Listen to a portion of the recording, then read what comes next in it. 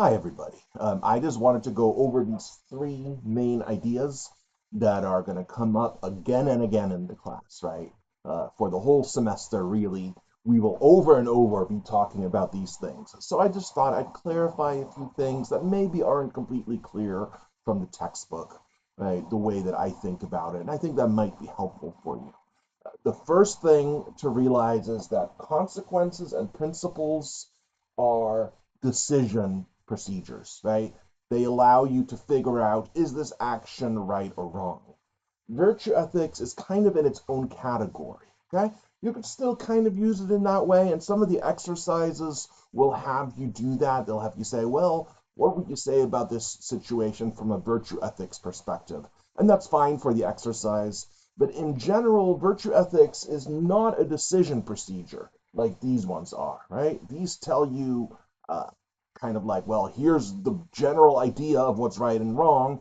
Here's a specific, right? What does the general idea say about the specific thing, right? Virtue ethics is slightly different. So let's go through each of these and then I'll talk about virtue ethics. Consequences is the most straightforward ethical principle that you can think of. Really, it's the kind of thing that kids are taught at an early age, right?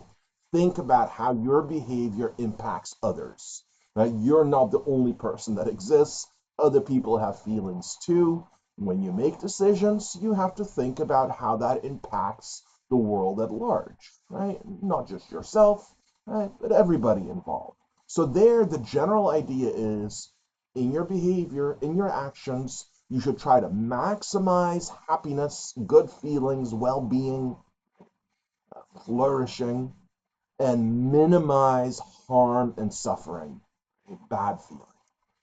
That's kind of pretty straightforward, right? You can almost think of these like 2 meters, like in a video game, right? Where you have like kind of shows how much there is of each. And any action has the potential for a little bit of harm or negativity, but maybe it has much better long-term outcomes, like getting a shot, right? The shot itself is painful, but you don't avoid it just because it's painful. No, because you know it has good long-term consequences that makes that momentary pain worth it. So consequences, it's too simplistic to say maximize happiness all the time. You also have to think about harm, right?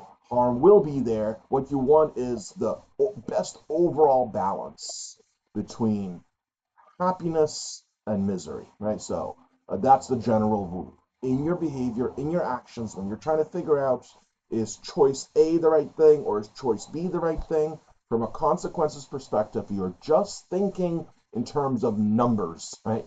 How many people and how much happiness, right? Sometimes it could be a little bit of happiness spread among a lot of people, right? That creates a lot of overall happiness, right? But sometimes you can have a lot of happiness for maybe just one person. So you kind of have to try to balance these out, right? What's the best overall result? You're mostly just thinking about happiness and well-being, right? Internal good feeling as a kind of a substance that you're trying to create the most of, right? And then pain and harm is like an anti-substance that destroys the happiness substance, and you want to minimize that. Right? So that's what the consequence approach says. Very straightforward. Sometimes it's difficult to know, right, which action is going to lead to the best consequences. We don't always know that, but the general idea is pretty simple, right? Create happiness, minimize suffering. Right? But that's not the only ethical principle we use. Right? We also use this more duty-based approach, right? What's we call deontology is the famous term for it. Sometimes it's called duty-based ethics. In this class, we usually call it the principles approach. There's a few different ways to talk about it. All the names have some problems to them, right? I tend to think that consequences is also an ethical principle, right? Uh, so it's just terminology. That doesn't really matter that much, right? What matters is that what these things stand for. So when it comes to principles, it goes beyond simple how happy, how much happiness, how much suffering. It goes beyond that to something that's a little bit more difficult to define. but it kind of, the easiest way to think about it is in terms of individual rights, right? Individual rights that you have as a human being, right? That you have the right to life, right? Somebody can't just take your life away from you, and that you have the right to make your own choices in life, right? As long as those choices themselves are not harming other people and violating their rights, right? But then you get to do lots of stuff in life that you want to do, right? As long as you're not violating other people's rights to do the same thing. Right? So think of principles in that way. That as human beings, and we could maybe include animals as well, right? I'm not trying to be too anthropocentric here, right? But that as human beings, we can feel pain and happiness, but we also have this sense that we are the author of our own lives, and that that's something sacred, right, that you just cannot violate. So there's a classic example that we could use to think about principles versus consequences. Let's say you're a doctor, and as a doctor, of course, you want to think about consequences, right? You want to make people as healthy and happy as possible. Well, what if you have five people that each need an organ, right? One needs a heart, one needs a liver, one needs a kidney, etc. Right? And they need them today or they're going to die, right? Well, and then here you have another patient who's perfectly healthy, but maybe you could get away with just killing that healthy person and harvesting their organs and giving it to those sick people. So then you've destroyed one life, but you've saved five lives. Many people have a strong intuition that that's not quite right. You can't really do that. Even though, from a consequences approach, you seem to be creating more happiness, still, here's an innocent person that you just used, right? You violated their autonomy. You violated that right, right? So that's what principles has to do with that sort of a thing. You can't just use a person as a means towards an end. Right? This is how Kant defines this whole idea of deontology. Right? That it is never okay for a human being to use another human being as a mere means to an end. Mere means only as a means to an end. And that means you're using them as a literal object. Right? So that's another way to think about this is the principles approach says, remember that other people are not objects. You cannot simply use them for your plans, even if your plan is to create lots of happiness, right?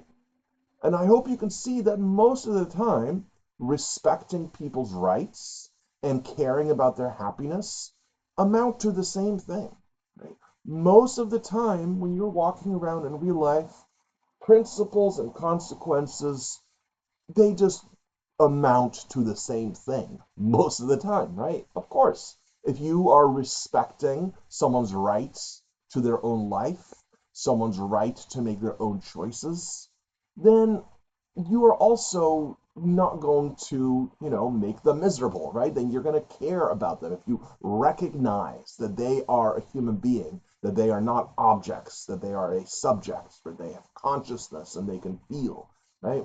If you recognize that from that sort of principles perspective, then you're also not going to want to harm them, right? You're not going to want to cause suffering.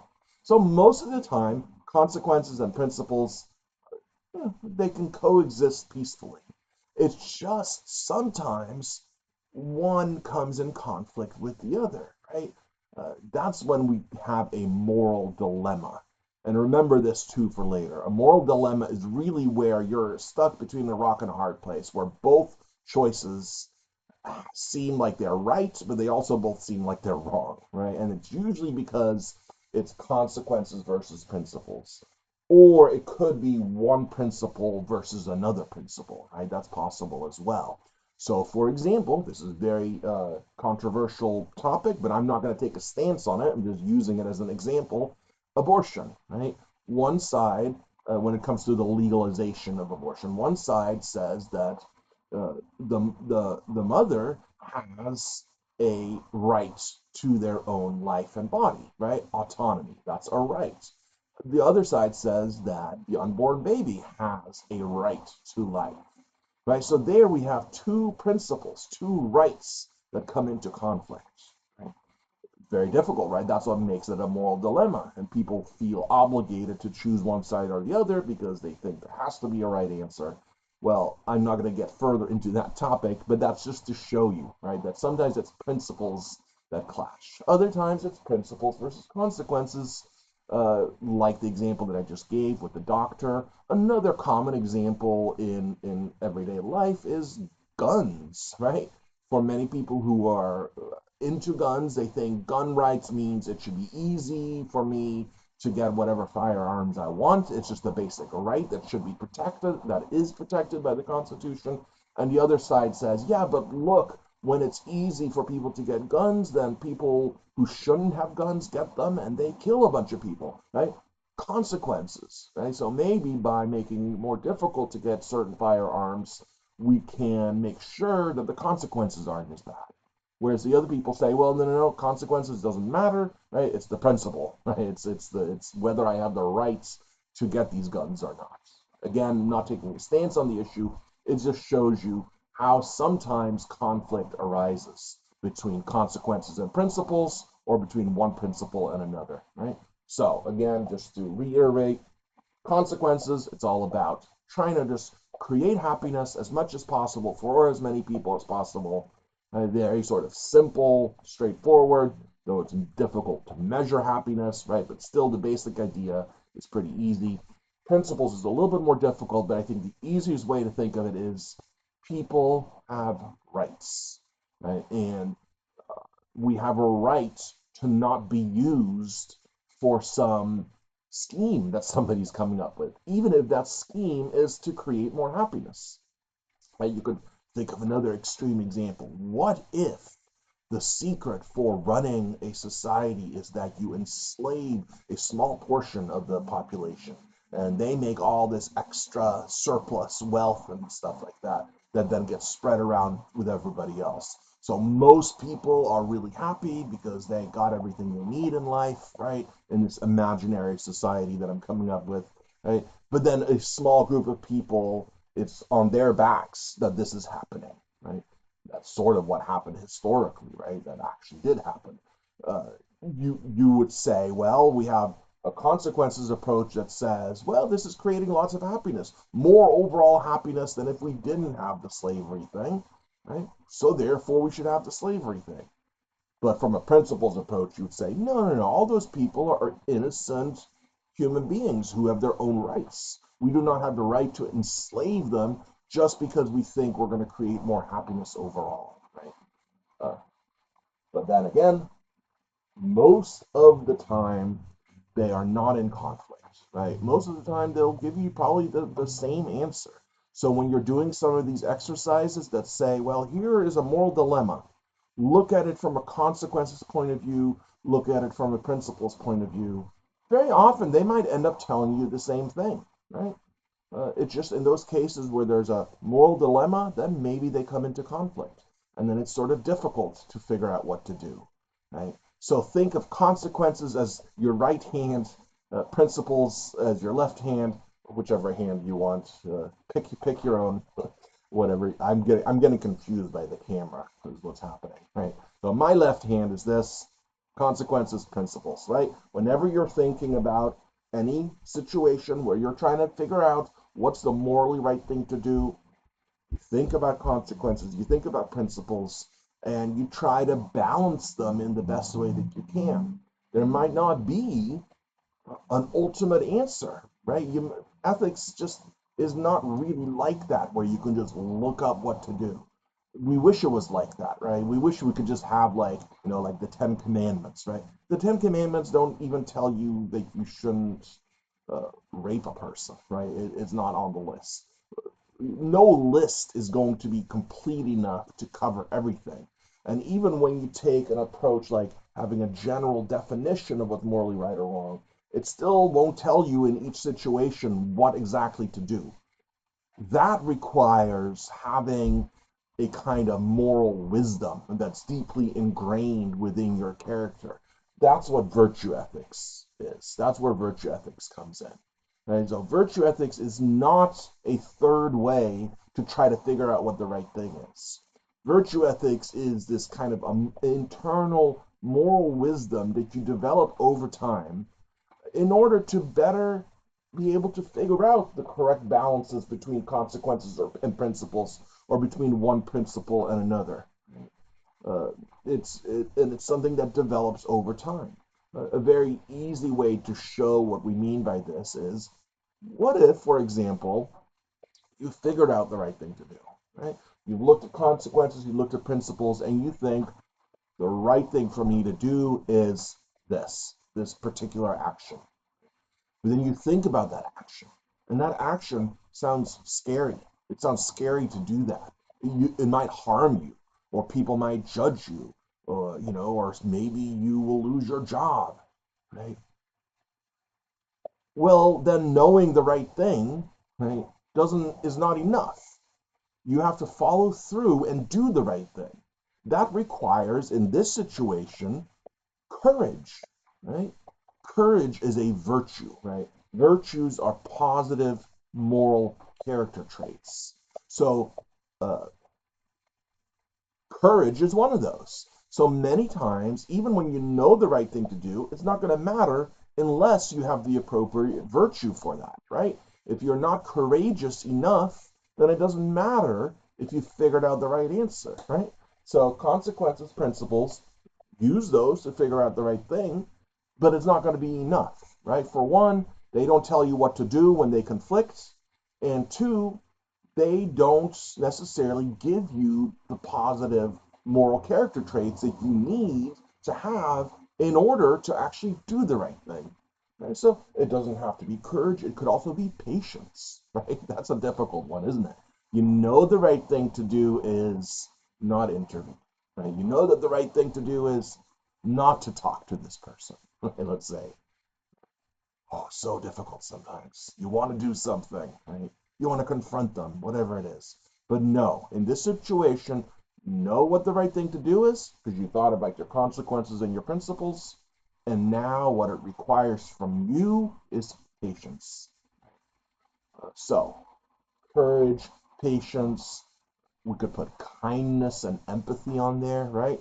A lot of consequences has to do with that, but you kind of have to have a little bit of innate empathy to even think about other people and how they're going to feel, right? Consequences says you have to think about other people and how they feel. But if you are not naturally doing that, you might be neglecting consequences. Whereas a person with high empathy, who can really see other people and their pain and their subjectivity, right?